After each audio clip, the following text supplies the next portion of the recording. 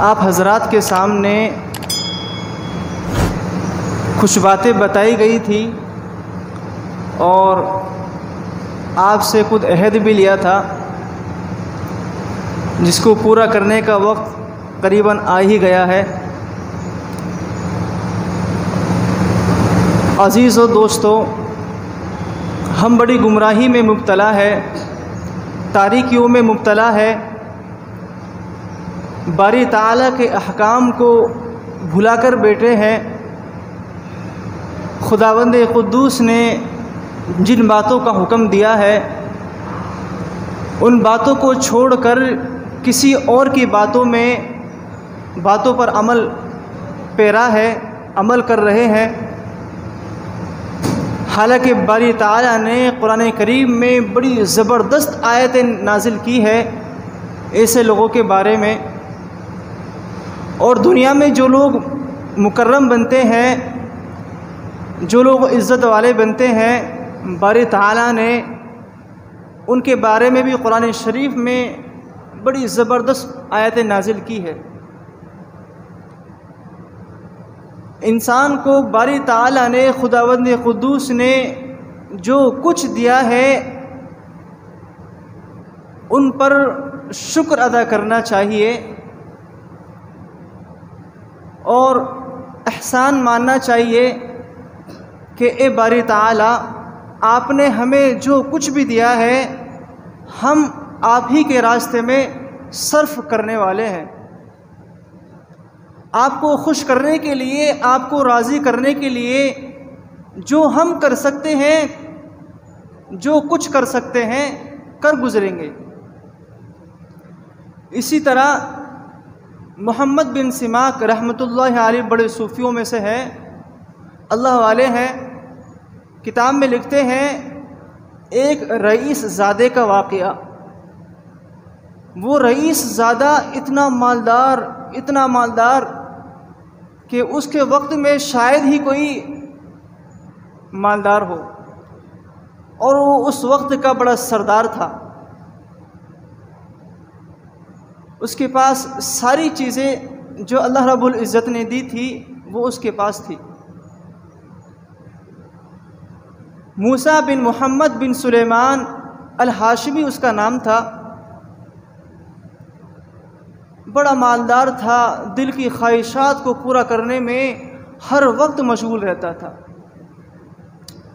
کھانے میں، پینے میں، کودنے میں، لہو و لعب میں، ناچ گانے میں، خواہشات کو پورا کرنے میں، لذات کو پورا کرنے میں، لڑکیوں سے مزہ لینے میں، ہر چیزوں میں سب سے آگے تھا اور مشغول رہتا تھا۔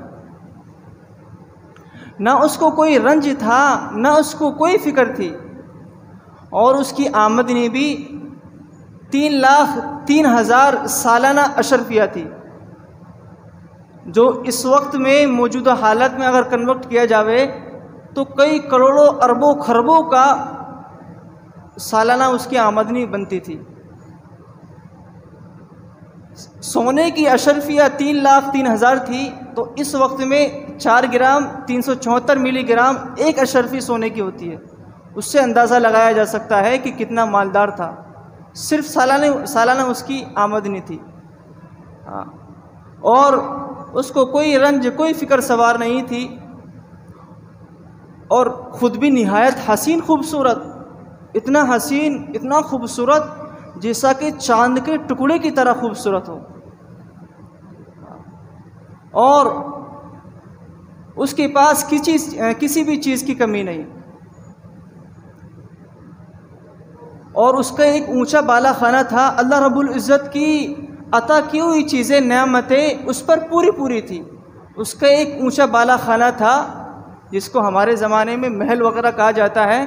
اس کا ایک اونچا بالا خانہ تھا جس میں دائیں طرف کی کھڑکیاں تو شارع عام کی طرف کھلی ہوئی تھی۔ شارع عام یعنی کہ وہ راستہ، وہ سڑک جو عام لوگ اس پر چلتے ہیں،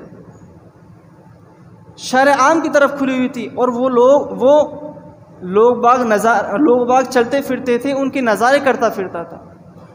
اور بائیں جانب جو کھڑکیاں کھلی ہوئی تھی وہ ایک باغ کی طرف کھلی ہوئی تھی۔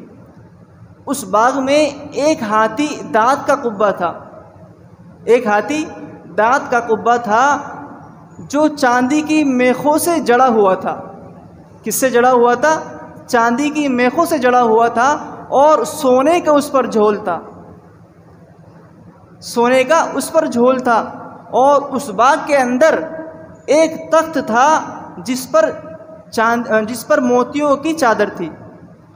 اس باغ کے اندر اس کے یار، اس کے دوست، اس کے احباب جمع ہو جاتے تھے۔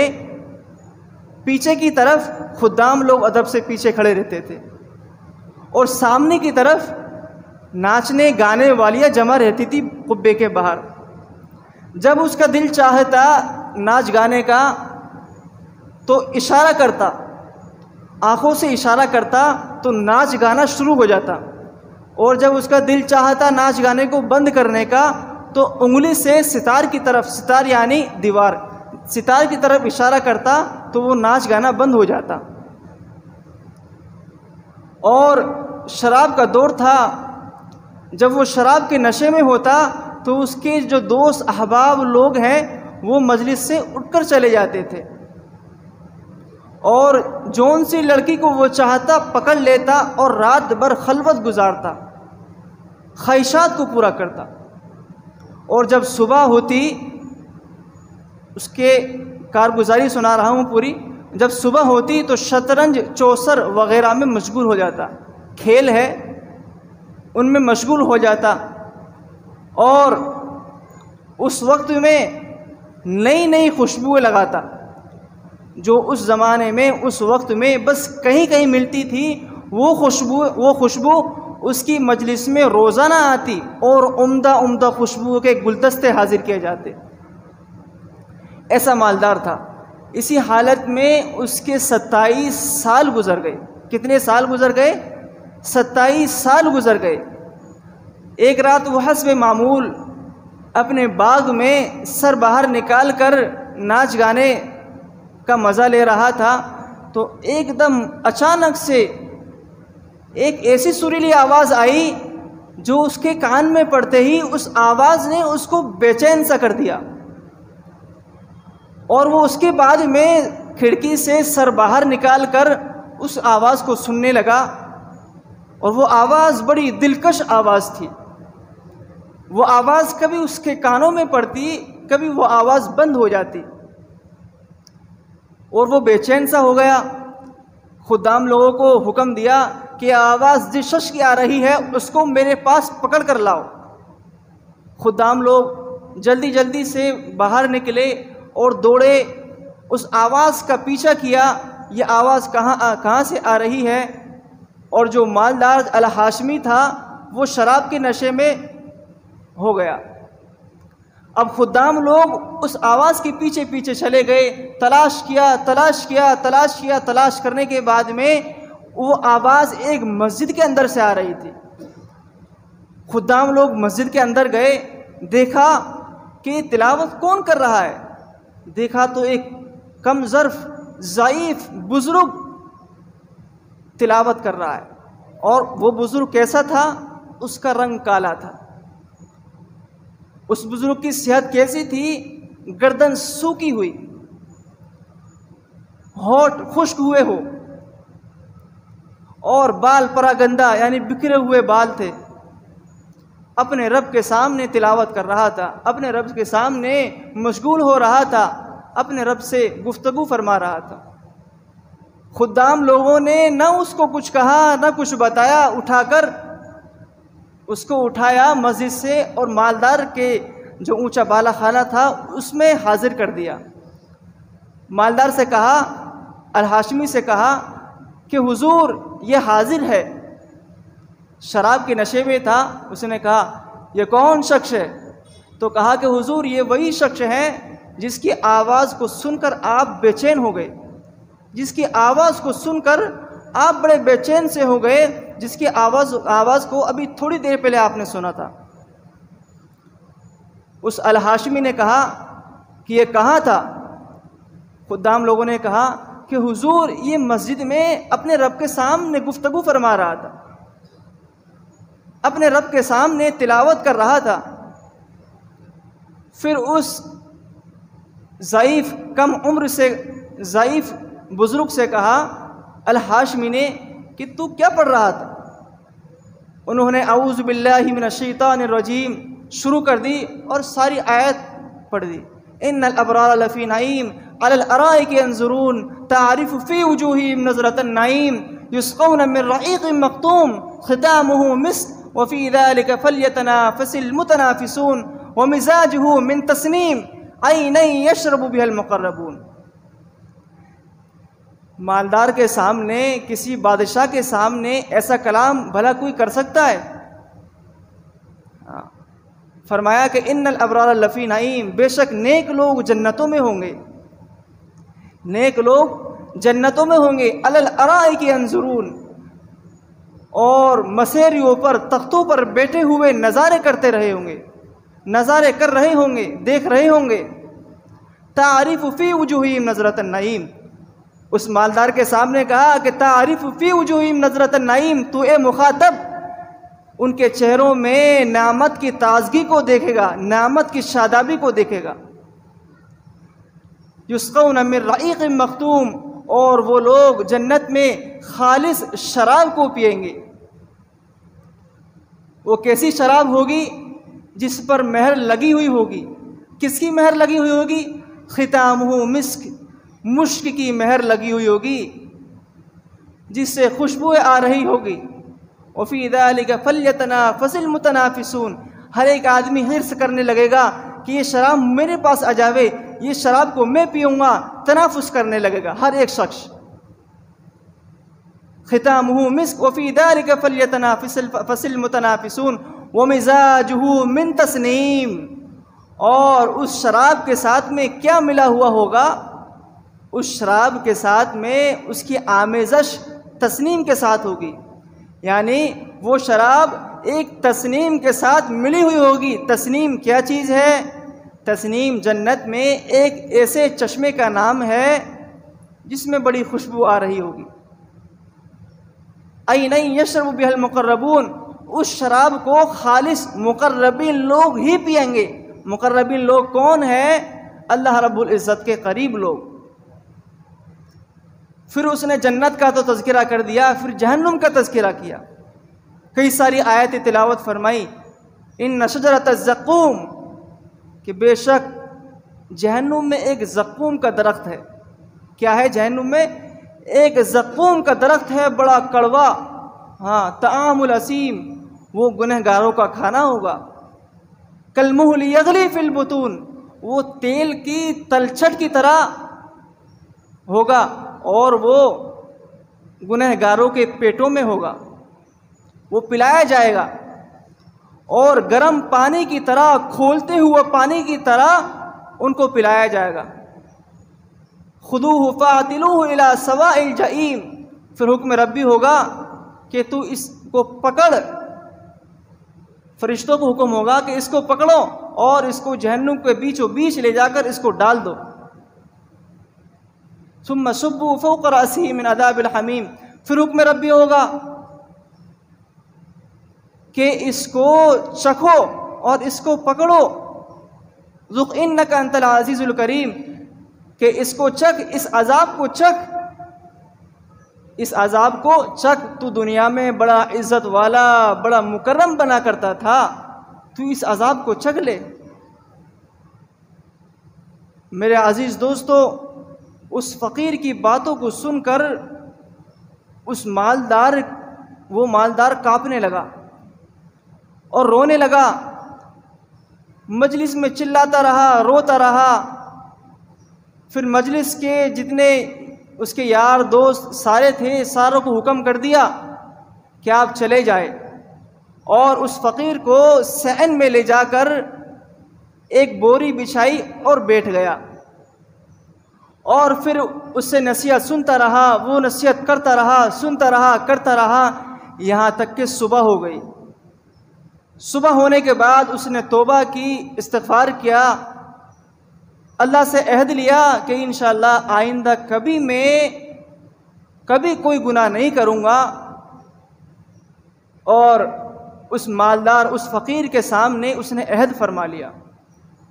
پھر دوبارہ مجمع میں اس نے توبہ استغفار کی، اور جتنے غلام تھے، جتنے نوکر تھے، ساروں کو آزاد کر دیا، جتنا مال تھا، جتنا سامان تھا، مال و متاع تھا، سب کو صدقہ کر دیا، جتنے غلام تھے بہت سارے غلاموں کو، باندیوں کو آزاد کر دیا، بہت سارے غلام باندیوں کو فروخت کر کر صدقہ کر دیا۔ اس کی زندگی بدلی تو کیسی بدلی ہے؟ اس نے جن جن آدمیوں سے مال و متاع چھینا تھا سب کے سب اہل حقوق کو واپس کر دیا، اور مسجد کا ایک کونا پکڑ لیا، ایک موٹا لباس اور جو کی روٹی اختیار کر لی۔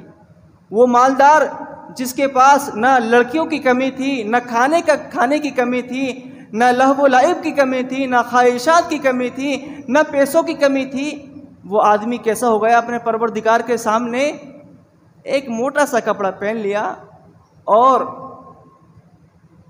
جو کی روٹی اختیار کر لی،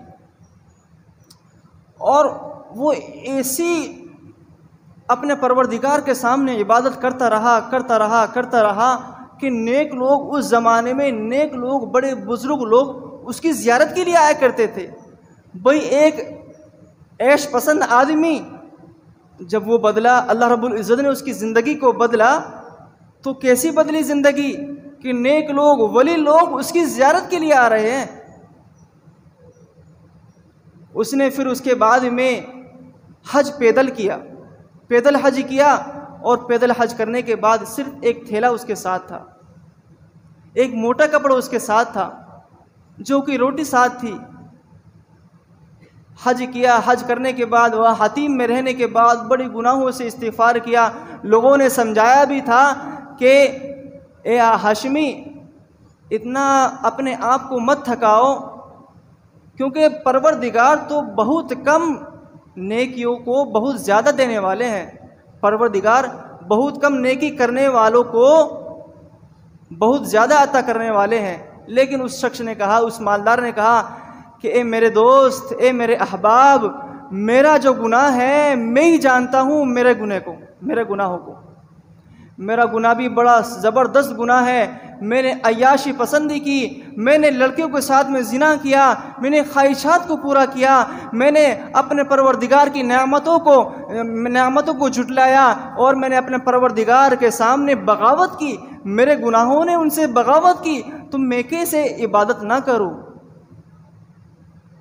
میرے دوستو، یہ ساری کی ساری باتیں ہمیں سبق لینا چاہیے، عبرت لینا چاہیے اس واقعے سے کہ دنیا میں پیسہ کام آئے گا، لیکن آخرت میں نہ کوئی پیسہ کام آئے گا، نہ کوئی اور کچھ کام آئے گا۔